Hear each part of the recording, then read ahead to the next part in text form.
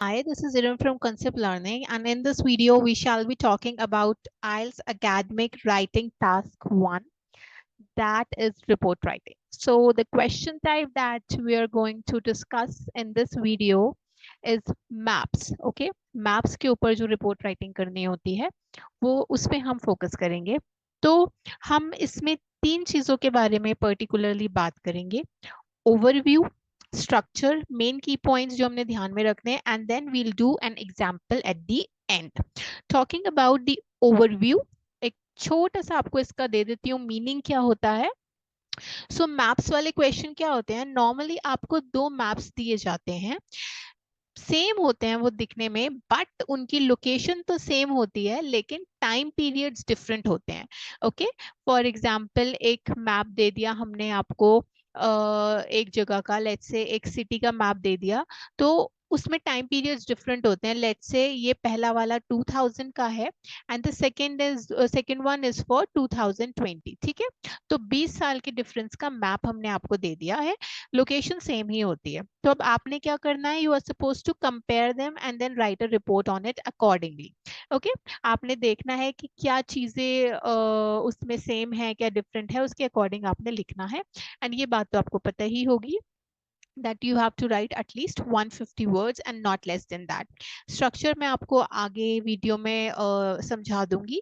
वैसे हमने writing task 1 का एक ओवरऑल जो स्ट्रक्चर होता है वो भी हमने कवर कर रखा है एक वीडियो में, उसका लिंक मैंने ऊपर दे दिया है, डिस्क्रिप्शन में भी दे दूंगी, उसके गो थ्रू भी आप हो सकते हैं. सेम ही होते हैं लेकिन जैसे जैसे क्वेश्चन टाइप बदलता रहता है, जैसे आज मैप्स है, कभी पाई चार्ट होता है, उस अकॉर्डिंग अंदर वाला कंटेंट बदलता है लेकिन ऊपरी स्ट्रक्चर जो होता है उसका वो सेम रहता है. दैट मीन्स कि भाई क्या क्या होता है, इंट्रो, ओवरव्यू, बॉडी पैरा, पन एंड टू. ओके, वो सेम रहता है बट अंदर किस तरह से अटेम्प्ट करते हैं वो थोड़ा डिफरेंट हो जाता है. दैट वी शैल डिस्कस अभी आगे. अच्छा, मेन की पॉइंट्स आपने जो ध्यान रखने हैं वो ये है कि आपने ना मेन की फीचर सेलेक्ट कर लेने हैं. मेन की फीचर का मतलब है सबसे ज्यादा आपने सेलेक्ट करना है कि डिफरेंस क्या हुआ है इन 20 सालों में, एंड क्या चीज कांस्टेंट रही है. कांस्टेंट का मतलब जो चीज बदली नहीं है. सो मेन हम इस पे फोकस करते हैं कि क्या चीजें बिल्कुल सेम रही हैं एंड क्या चीजें थोड़ी सी डिफरेंट हो गई हैं, और अगर डिफरेंट हुई हैं तो किस इंटेंसिटी तक हुई हैं. बस इसी में हमारा मैप वाला क्वेश्चन जो है कंप्लीट हो जाता है. And also we try using directional language, जो मैं आगे आपको वीडियो में बताने वाली हूँ. एंड नाउ एग्जाम्पल भी जब मैं ये सारा आपको डिस्क्राइब कर दूंगी उसके बाद हम एक एग्जाम्पल करेंगे एंड में. So let's move forward. हम बात करते हैं स्ट्रक्चर की. देखो, नॉर्मली राइटिंग टास्क 1 का स्ट्रक्चर यही होता है कि हम इंट्रोडक्शन लिखते हैं, ओवरव्यू लिखते हैं, body para 1 and body para 2. तो कुल मिला के हमारे इन टोटल 4 पैराग्राफ्स होते हैं जिसमें हमें 150 वर्ड्स अपने पूरे करने होते हैं, राइट. अब इसको किस तरह लिखेंगे हम, देखो इंट्रोडक्शन में मैं सिंपल सा फॉर्मूला अप्लाई करती हूँ कि मैं जो क्वेश्चन की स्टेटमेंट दी हुई है उसको पैराफ्रेज कर देती हूँ. पैराफ्रेज करने का मतलब है उसको किसी और वर्ड्स वगैरह के थ्रू इनडायरेक्टली वही सेम बात बोल देती हूँ लेकिन वर्ड्स थोड़े अलग मैं यूज कर लेती हूँ. ठीक है, इसके बाद हम इंट्रोडक्शन में क्या इंक्लूड करते हैं, हम इंक्लूड करते हैं टाइम पीरियड. हम ये बता सकते हैं कि कितने टाइम्स के हमको दिए हुए हैं वहां पर चीजें. लेट्स से मैंने एग्जांपल दिया था कि एक जो है हमारा 2010 का है, एक हमारा 2020 का है, तो आप ये बात अपने इंट्रोडक्शन में लिख सकते हो. टाइम पीरियड लिख दिया, प्लस आपने क्या लिख दी, प्लस आपने लोकेशन लिख दी कि आपको कहाँ का मैप दिया हुआ है. ओके, इतने में इंट्रो कंप्लीट हो जाना चाहिए, इससे बड़ा इंट्रो लिखने की जरूरत नहीं होती. Then moving on to the overview. Overview में क्या करते हैं, जो की फीचर्स होते हैं मेन उनको लिस्ट करते हैं. तो मेन कौन कौन से होते हैं जो आपको बिल्कुल देखने में ही पता चल रही है डिफरेंसेस, उनको लिस्ट कर दो. एंड जो चीजें बिल्कुल नहीं बदली हैं, दे आर कांस्टेंट, उनको लिस्ट कर दो. बट ऑलवेज मेक श्योर कि ओवरव्यू में डिस्कस नहीं करने लग जाते हैं. कुछ स्टूडेंट्स गलती करते हैं, ओवरव्यू में ही वो सारे डिटेल्स देने लगते हैं. That we can not do. Can not क्या, we should not do. Okay, क्योंकि वो बॉडी पैरा 1 एंड 2 के लिए रखते हैं. तो आपने जो भी लिस्ट की हैं फीचर्स को, उनको फिर हम डिवाइड करते हैं इक्वली बॉडी पैरा 1 और 2 में। लेट्स से कि बॉडी पैरा 1 के लिए हमने डिफरेंसेस वाले फीचर रख लिए। Okay, so that means body para 1 में हम डिफरेंसेस जो हैं हमारे मैप में, उनको सबको डिस्कस करेंगे। ओके, कि इसमें ये बदलाव आए हैं। एंड जो बॉडी पैरा 2 है उसमें what will do, we'll discuss the constant parts मतलब जो नहीं बदले, which remained the same. Okay, इसी तरह बस हमारा 150 वर्ड्स कंप्लीट हो जाते हैं. Just we have to make sure that the vocabulary we are using is good along with correct grammar. तो कोहेजन एंड कोहेरेंस वैसे ही फॉर्म हो जाती है क्योंकि हम स्ट्रक्चर फॉलो कर रहे हैं. एक बात और बता दूं, स्ट्रक्चर को इसी तरह लिखना जिस तरह मैं बता रही हूँ, ये कोई रूल नहीं होता. ऑफ कोर्स हाँ, ये इस तरह ही लिखते हैं कि इंट्रो, ओवरव्यू, बॉडी पैरा 1 और 2, बट आप ऊपर नीचे कर सकते हो. फॉर एग्जांपल नीचे आपने सेम वाला मैंने बताया, आप ऊपर सेम वाला लिख दो according to your comfort. Okay, जिस तरह भी आप लिखना चाहते हो, बट मेनली जो ऊपरी हमारा स्ट्रक्चर होता है वो सेम रहता है. That is intro, overview, body para 1 और 2. इसमें हम कंक्लूजन नहीं लिखते हैं. कुछ स्टूडेंट्स इसमें भी कंक्लूजन लिख देते हैं. We do not write conclusion in our this thing, writing task 1. And also always make sure, देखो ऐसे याद रखना है, ये जो मैंने नोट दिया है कि ओवरव्यू में आपने सिर्फ लिस्ट करने हैं फीचर्स. लिस्ट का मतलब सिर्फ उनको बताओ कि भाई ये फीचर्स हैं, लाइक एक एक लाइन में बता दो या एक एक वर्ड में बता दो किसी तरह. आगे मैं लिखवाने वाली हूँ, आपको थोड़ा आइडिया हो जाएगा, डोंट वरी. एंड जो बॉडी पैराग्राफ्स होते हैं दे आर फॉर डिस्कशन. फिर उन फीचर्स को अच्छे से डिस्क्राइब करो, उसके लिए ही तो पूरा पैरा बनाया है, उसको पूरे पैरा में डिस्क्राइब कर दो. Okay, and always remember that we do not write conclusion. हम conclusion नहीं लिखते हैं. ठीक है, डायरेक्शनल लैंग्वेज है जिनकी मैं बात कर रही थी. ओके, सो डायरेक्शनल लैंग्वेज क्या होती है, ये north, south, east, west, north east, north west, south east, south west, ये अगर आप अच्छे से यूज कर सकते हैं इस तरह की आपको कंफ्यूजन ना हो, ना ही आपको यूज करने में कंफ्यूजन हो, ना ही आपके रीडर को समझने में कंफ्यूजन हो कि आप एक्चुअली क्या कहना चाह रहे हैं, तो आप दीज लैंग्वेजेस को यूज कर सकते हैं. एंड घबराने की जरूरत नहीं है. Most of the time maps वाले क्वेश्चन में इस तरह ना मैप दे रखा होता है. आगे मैं कराती हूँ एक मैप, उसमें दे रखा होगा. So north, south, east, west सब कुछ दे रखा है, उसके accordingly you have to write. Okay, तो अब आई होप आपको सामने क्वेश्चन दिख रहा है. तो ये स्टोकफोर्ड है, ये एक सिटी है या विलेज या टाउन, जो भी आप इसको समझ लो, इसको दे रखे हैं. तो स्टोकफोर्ड के बारे में दो मैप्स दे रखे हैं आपको, एक 1930 का एंड एक 2010 का. ठीक है, तो और आपने अगर आप ध्यान दोगे तो स्टोकफोर्ड जहाँ पे लिखा है उसके ठीक नीचे मैप भी दे रखा है जिसके बारे में मैं बात कर रही थी. ओके, तो उसमें आपको साफ साफ दिख जाएगा north, east, south, west, accordingly you can use the directional language. Now जब हम इंट्रोडक्शन लिखेंगे तो हम जब उस वक्त क्या करेंगे, हम इसके क्वेश्चन को पैराफ्रेज कर देंगे. ठीक है, मैं आगे एग्जांपल करवाऊंगी विद क्वेश्चन स्टेटमेंट लिख दूंगी मैं. ठीक है, इसमें क्वेश्चन स्टेटमेंट में लिख दूंगी कि एग्जैक्टली क्या है. तो वैसे कुछ नहीं होगा इंट्रोडक्शन में, तो देखो यही लिखना है कि भाई एक टाउन, सिटी या विलेज, जो भी हमें क्वेश्चन स्टेटमेंट में दिया होगा स्टोकफोर्ड के बारे में, वो दिया हुआ है टाइम पीरियड 1930 का. एंड देन इसके हमने मैप के बारे में लिखना है. We have to make comparison and all. Now moving forward to the overview. Overview में हम क्या करेंगे, ओवरव्यू में हम मेन फीचर्स को लिस्ट करते हैं एज आई टोल्ड यू. तो अगर आप इसको ध्यान से देखो, अगर आप इसका ना स्क्रीनशॉट ले लेना चाहे, आपको ध्यान से फिर और समझ में आ जाएगा, थोड़ा जूम वूम करके आप देख पाओगे उसको. तो अगर देखा जाए तो पहले हम ये देखते हैं कि भाई डिफरेंसेस क्या हैं. डिफरेंसेस ये हैं, अगर आप ध्यान दो, कि 1930 में यहाँ पे एक फार्मलैंड था, अब नहीं है. ठीक है, एक फार्मलैंड था जो अब नहीं है. देन सेकंड है, यहाँ पे राइट साइड में गार्डन्स के बाहर एक लार्ज हाउस बना हुआ था. अगर हम 2010 वाले मैप्स को देखें तो अब वो हाउस की जगह रिटायरमेंट होम बना लिया है उन लोगों ने.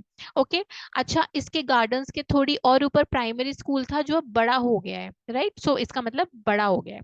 तो ये तो चीजें बिल्ड अप हुई हैं. देन आप अगर रिवर्स स्ट्रोक की साइड जाओगे, उसके राइट साइड में जहाँ पे शॉप्स थी, पहले शॉप्स थी पर अब शॉप्स नहीं दिख रही हैं. इसका मतलब ये है कि गार्डन हटा दिया है यहाँ से और शॉप्स हटा दी हैं। ओके, एंड जो चीजें बिल्कुल सेम एज इट इज हैं वो क्या है, वो ये है कि जो ब्रिज था स्टोक फोर्ट का वो आज भी वहीं पर है, एंड जो रिवर स्टोक है वो भी वहीं पर है।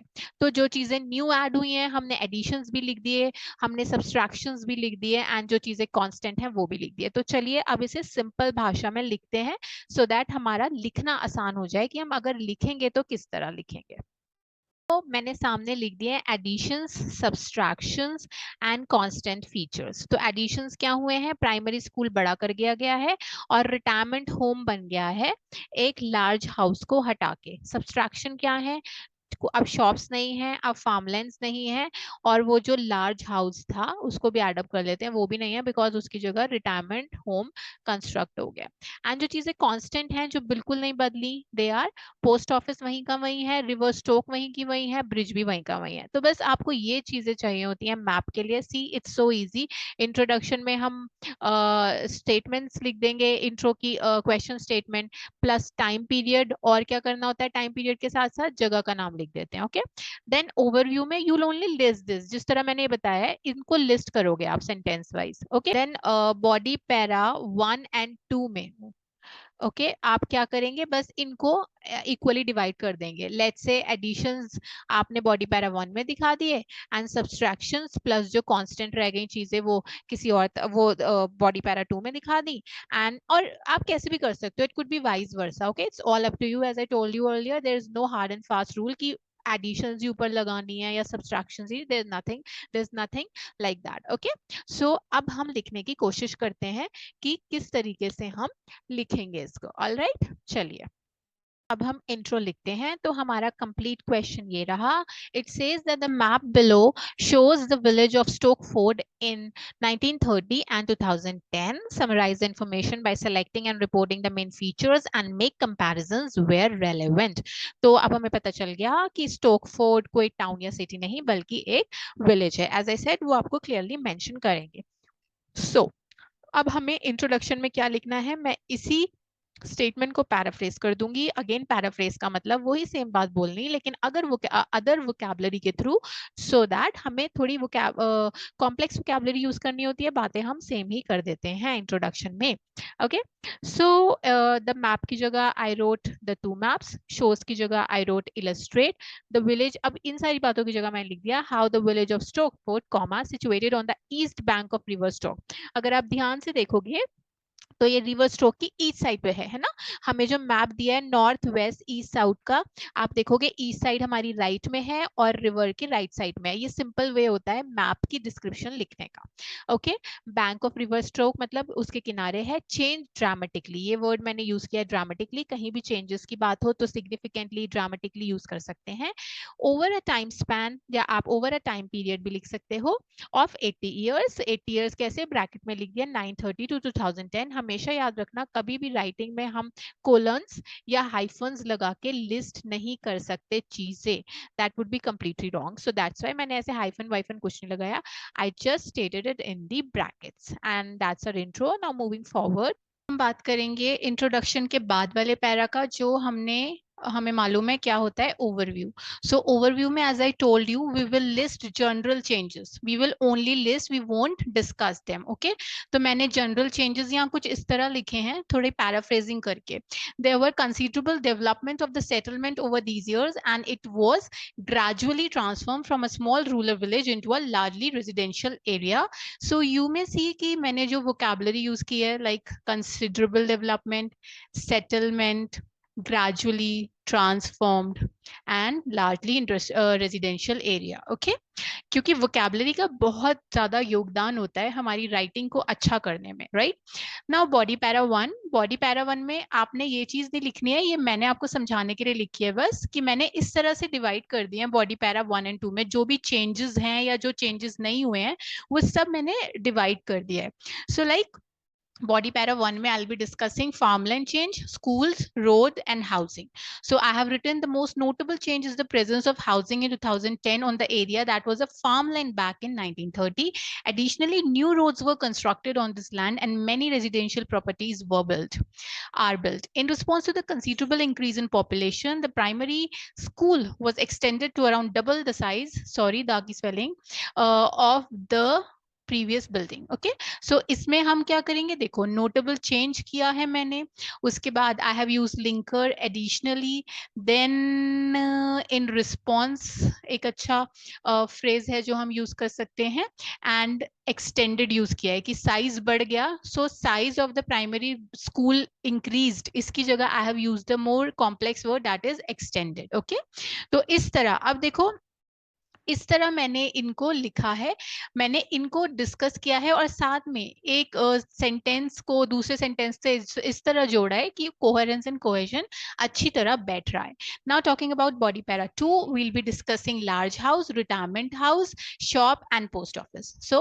whilst the post office remained as a village amenity इसका मतलब कि भले ही पोस्ट इसका मतलब है कि पोस्ट ऑफिस वहीं पे रहा पोस्ट ऑफिस नहीं बढ़ा ओके सो मैंने ये लिखने की बजाय कि पोस्ट ऑफिस की जो हम बोल सकते हैं डेवलपमेंट है वो सेम ही रही कांस्टेंट रही उसकी जगह I have used that it remained as a village amenity the two shops that can be seen to northwest of school in 1930 no longer existed by 2010 so instead of saying that they were not there I have used the phrase no longer existed and replaced बोल दिया मैंने कि they were replaced by houses मतलब उनकी जगह houses बन गए now there also used to be an extensive property standing in its own large gardens on आएगा यहाँ situated to the southeast of school at some time between 1930 and 2010 this was extended and converted into a retirement home which means कि ये जो extensive property खड़ी थी garden के ऊपर अब उसको हमने convert कर दिया है बड़ा भी कर दिया बदल भी दिया retirement home बन चुका है वो this was another significant transformation of the village तो आप words देख सकते हो transformation significant converted I have used the directional language जो मैंने आपको पहले बताई थी south east and no longer existed and all okay so देखो कुछ नहीं है ऐसा बस यही लिखना है हमने okay इंट्रोडक्शन मैंने पहले लिख दिया था वहां से आप देख लिया होगा आपने देख लेना दोबारा and this is our overview body para 1 and body para 2 so overview में मैंने इंट्रोडक्शन में क्या किया हमने इंट्रोडक्शन में हमने जो क्वेश्चन की स्टेटमेंट होती है ना उसी को पैराफ्रेज कर दिया देन ओवरव्यू में हमने जनरल की पॉइंट्स लिख दिए डिस्क्राइब नहीं किया देन हमने जितने भी की पॉइंट्स थे उनको हमने आधा आधा दोनों पैराज में डिवाइड कर दिया फॉर एग्जाम्पल 1 2 3 4 इसमें देख लिए एंड 4 इसमें देखो कितनी आसानी से 4 बॉडी पैरा 1 में 4 बॉडी पैरा 2 में हमारा इतना परफेक्ट आंसर बनके तैयार हो गया ओके वो आपके ऊपर है आप क्या चीज ऊपर नीचे करना चाहो तो हमेशा आपने क्या ध्यान देना है आपने ध्यान देना है that your grammar okay your grammar is at point you have to make sure कि आप अच्छी vocabulary यूज करने की कोशिश कीजिएगा ग्रामर और वोकैबुलरी के बहुत ज्यादा मायने होते हैं अगर इनको अच्छे से यूज करोगे और स्ट्रक्चर तो ऑफ कोर्स इंपॉर्टेंट है ठीक है बस ये 3 चीजें ध्यान में रखना आपका कोहेजन कोहेरेंस भी बन जाएगा वर्ड लिमिट भी हो जाएगी कुछ स्टूडेंट्स को लग रहा होगा कि कितना छोटा सा इंट्रो और ओवरव्यू दिया है मैंने लेकिन ये कम से कम 180 से ज्यादा वर्ड्स हैं ओके ये 180 से ज्यादा वर्ड्स हैं सारे तो चल जाता है आप जितना आप क्योंकि हमें इतनी डिटेल दी होती है ना उसमें जो हम बॉडी पैरा 1 एंड 2 में उनको डिस्कस कर रहे होते हैं तो आराम से 150 वर्ड से ज्यादा बन जाते हैं ओके सो बस इतना ही था इस वीडियो में आई होप आपके लिए वीडियो काफी हेल्पफुल साबित हुई होगी अगर आप कभी पहले भी अटेम्प्ट कर रखे हैं मैप वाले क्वेश्चन अगर इस तरह नहीं करते थे तो इस बार जब भी करें तो इस तरह करके देखिएगा आपको जरूर काफी सिग्निफिकेंट डिफरेंस मिलेगा इंप्रूवमेंट मिलेगा in case of any query YouTube पे कमेंट्स के थ्रू पूछ लो अदरवाइज इंस्टाग्राम पे हमारा हैंडल है मैं उसका लिंक डिस्क्रिप्शन में दे दूंगी उससे आप हमें डायरेक्ट कांटेक्ट कर सकते हैं अगर कोई वर्ड है या कोई भी XYZ कोई भी आपको कंफ्यूजन है you can ask us I'll be more than happy to help you okay and I give online and offline coaching in case you are in Mohali and Chandigarh most welcome for the offline coaching and online coaching तो आपको पता ही है किसी भी तरह हम कहीं से भी ले सकते हैं ओके सो आगे काफी ज्यादा वीडियोस आएंगी जो आपके लिए थोड़ी सी और हेल्पफुल साबित होंगी जब तक के लिए इतनी है और पहले भी काफी वीडियोस डाल चुकी हूँ उनको देख लीजिएगा okay Okay then, keep practicing. Bye bye, take care, and all the very best.